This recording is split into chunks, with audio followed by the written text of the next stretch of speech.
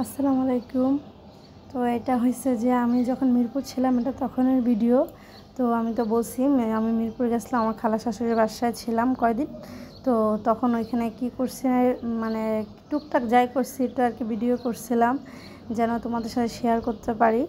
তো আমি যাওয়ার পরের দিন আমার দেবর ননদ ওরা বলতেছে আমার হাতে ফ্রাইড রাইস খাবে।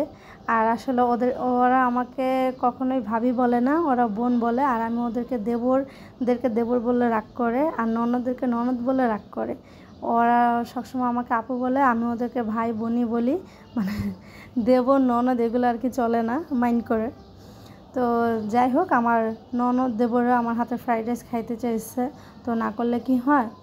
পরে আমি সব কিছু রেডি করলাম ফ্রাইড রাইস করার জন্য, কিন্তু ছিল গ্যাস কম। আমি এটা প্রথমে জানতাম না, খেয়াল করি নাই। তো যখন নাকি রান্না প্রায় বসায় দিছি, দেখি গ্যাস কমে গেছে। তো আর ফ্রাইড রাইসটা যখন করা হয়, ওইটা চুলাটার গ্যাস মানে স্পিডে থাকলে ভালো হয়, মানে চুলা বাড়ায় ভাজতে হয় ফ্রাইড রাইসটা, নয়তো চুলা কমে কিন্তু নরম হয়ে যায় আর ফ্রাইড রাইসটা ঝরঝরা যেত লাগে। তো গ্যাস দেখে তো আমার মাথা গরম হয়ে যাচ্ছিল। আর যেহেতু মানুষ অনেক ছিল, তো অনেকগুলোই করছিলাম। আর ও ছোটো হাঁড়ি, মানে যেগুলো আছে না, যে পিছলা টাইপের, ওটাকে কী যেন বলে, আসলে আমি ভুলে গেছি। তো হাঁড়িতে আর কি করছি, কারণ অনেকগুলো ছিল দেখে আমার কাছে ওই টাইপের কড়াই টাইপের কিছু পাই নাই। তো বড় হাঁড়িতেই আর কি করছিলাম, অনেকগুলো করতে হয়েছে দেখে। তো এখানে আমি সব কিছু সবজি টবজি কাটার পরে সব রেডি করে করা শুরু করছিলাম। আর বলছিল সবজিও খাবে, তো এখানে সবজিও করবো আর কি। অনেকক্ষণ সময় লাগে ভাজছি, ভাজার পরে যে আগে থেকে চালটা সিদ্ধ করে রাখছিলাম আর পানি ঝরায় রাখছিলাম, পরে ওইটাও ঢেলে দিচ্ছি এটাতে। দেওয়ার পর ভালো করে মিলায় নাড়াচাড়া দিচ্ছিলাম। আর মাশাআল্লাহ অনেক সুন্দর হয়েছিল ফ্রাইড রাইসটা, আর খেতেও মাশাআল্লাহ মজাই লাগছিল।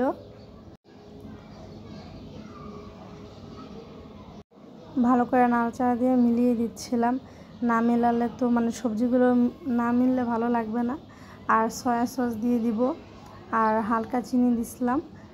তারপর এটা আর কি হয়ে গেছিলো ফ্রাইড রাইসটা। পরে সবজিটা বসাবো। সবজি বসানোর জন্য এখানে চিকেন আগেই ভাজতেছিলাম। তারপর এখানে ডিম 2টা দিয়ে দিব, ডিম দিয়ে ভালো করে এগুলো ভাজবো সবজির জন্য আর কি। আর আমি ভাবতেছিলাম কি বিপদ, গ্যাসটাও নয় আসলে না, ওখানে সিলিন্ডার ইউজ করে না, কিন্তু মিরপুর এলাকাটা মানে প্রচুর গ্যাসের সমস্যা হয়, ওইখানে গ্যাস থাকে না।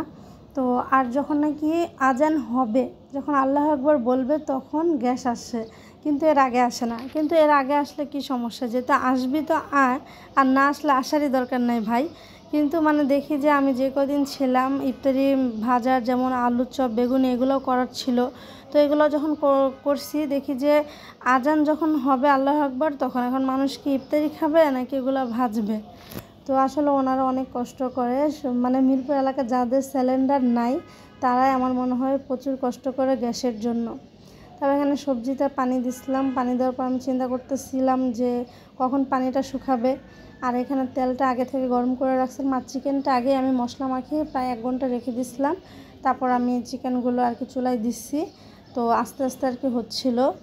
তো এখানে আমার ফ্রাইড রাইসটা হয়ে গেছে। আর চুলার যে গ্যাসে যে দেখতেই পারতেছো একটুকি ছিল, মানে এই অবস্থায় আর কি আমার রান্না চলতেছিল, মানে একটু বিরক্তই লাগতেছিল আর কি সব কিছু মিলিয়ে।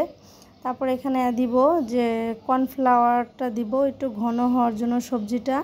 কর্নফ্লাওয়ার আগে থেকে গুলিয়ে রাখছিলাম, তো এটা এখন উপর থেকে দিয়ে দিব। তো আস্তে আস্তে করে বলকাচ্ছিল আর কি। আর আমি ভিডিও করে রাখছিলাম তোমাদের সাথে শেয়ার করার জন্য। আমার আরেকটা কাজ আছে, এটা শুধু একটা কাজ না। আজকে মানে সেদিন আমার বলছিল আর কি, ভাই বলতেছিল যে মহব্বতের শরবত খাবে। তো মহব্বতের শরবত তো আমি কখনো বানাই নাই। তো আমি একবার ইউটিউবে দেখছিলাম, তো সে বলতেছে যে আপু আমিও দেখছি, কিন্তু আমার অনেক বানাতে ইচ্ছা করতেছে, তো চলো বানাই। আমি বলছি আচ্ছা ঠিক আছে, তাহলে সব কিছু রেডি করো, তাহলে মহব্বতের শরবত বানাই। এখন আমরা দেবর ভাবি মিলে মহব্বতের শরবত বানানোর জন্য সব কিছু রেডি করছি আর কি। আর আমি প্রথমবার বানাচ্ছিলাম, মানে আমার দেবর আর আমি দুজনেই প্রথমবার বানাচ্ছিলাম, আগে বানাই নাই, দেখছি। তো ভাবলাম ঠিক আছে, যেহেতু এত করে বলতেছে তাহলে বানাই। পরে ওই সব কিছু দিচ্ছে, তাও আমার বলতেছে একটু সাহায্য করো, দুজন মিলে করি। তো আমরা দুজন মিলেমিশেই করলাম। তো মহব্বতের শরবতটা করার জন্য দুধ রাখছিলাম, আগে থেকে দুধটা আর কি ফুটিয়ে রাখছিলাম, ফুটিয়ে ঠান্ডা করছি, ফ্রিজে বরফ দিয়ে দিছিলাম। তারপর তরমুজগুলো ছোট ছোট করে পিস করছি।